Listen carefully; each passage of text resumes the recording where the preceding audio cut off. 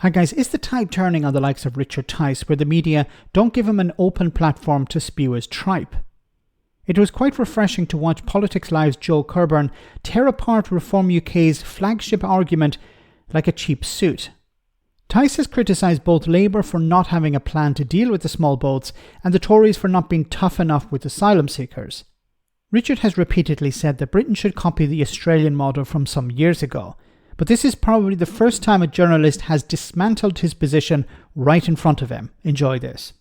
But hang on, but Richard, Danny is right in terms of why haven't they done it if it is legally possible? Well, that's because, according to all sorts of research and lawyers who are experts in maritime law, it isn't legal. It isn't legal. I'm just going to put it there. I disagree. My own lawyers have advised me. But let me state. Lawyers can argue Richard, let me just state what they may be able to. I'm sure they do. But let me just state what is clear from both BBC Verify and from maritime lawyers. And firstly, in Australia, says they did have agreements with the islands that you talked about. The biggest problem here, from the House of Commons Library briefing from 2021, is you need to have the consent of the country you are returning people to. Now, we don't have... not the case legally. I've read the laws. France is in breach of the international maritime agreements. You can take France, then, to court. But in terms of the way it stands now, Article 25 of the Convention... is it? Yes, it is. We're arguing here about whether it's the critical legal requirement and obligation of a government. All right, let me just read the line. It says, any return of a vessel to a state's territorial waters would require that state's consent. They also go on to say that you need the consent of the people who are in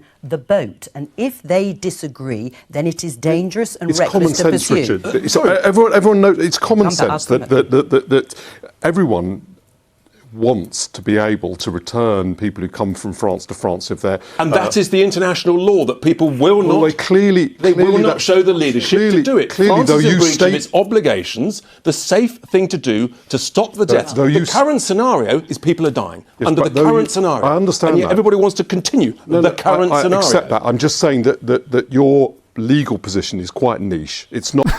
Niche. That's one way of putting it. I would call it absolute crap. Something that has been extracted from Richard Tice's behind. The two fundamental things to take away from this is that you need to have an agreement with France. You don't have an agreement with France. And can you imagine Reform UK as a government? Do you think they would be able to work out an agreement with France? Of course they wouldn't. And also you need the agreement of the people on the boat. I've been saying this for I don't know how long. The people don't want to stay in France. They want to get to Britain. You can rant and rave about it, you can become angry, but that doesn't change the reality on the ground. First of all, you need the consent of the country that you want to return the people to. And second, you need the consent of the people on the boat. Richard Tice, you notice, didn't respond to that. His whole argument is falling apart here. And I think as we get closer to the election, there's going to be a bit more scrutiny put on Reform UK, its candidates and its leader. Because what they're doing is they're putting out these arguments that sound good to a certain section of society, but as soon as you scrutinise it, as soon as you look at it, it falls apart. Because it's not designed actually to work, it's designed to distract. It's designed to say, look, the Tories are not doing any good on immigration. Labour don't care about immigration. We're the only party who will stop the boats. And what's our plan? Well, our plan is like Australia. We just copy and paste Australia, ignoring the reality that Australia had agreements with the islands that it was sending people to. Britain doesn't have this agreement with France. Now, how would you have an agreement with France like this? Well, it would require you actually negotiating something. But it would require you also maybe taking people in as well. But that's a no-go area for the likes of Reform UK and its voters. They want zero immigration in many cases, or net zero as Richard Tice is trying to sell it. Everyone that comes in, another one goes. If you want to send people back, you need to have agreements.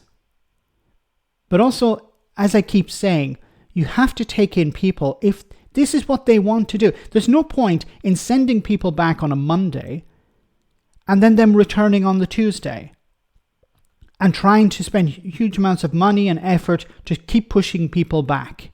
They want to come to Britain. They will find a way. wouldn't it make sense to have a safe route so that they wouldn't risk their lives in the sea? But Reform UK will not go down that road because that would actually be intelligent. That would actually be humane. And their voters would say, we need you to be tough on immigration. This isn't tough.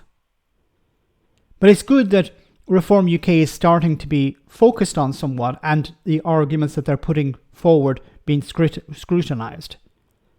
Because they are becoming a significant force in politics. And after the election, it'll be interesting to see what happens to them. But it's possible that Richard Tice and Nigel Farage are not looking so much at the next general election, but the one after that, when perhaps there will be proportional representation. Let me know in the comment section, guys, what you think. As always, your comments are greatly appreciated. Thanks a lot.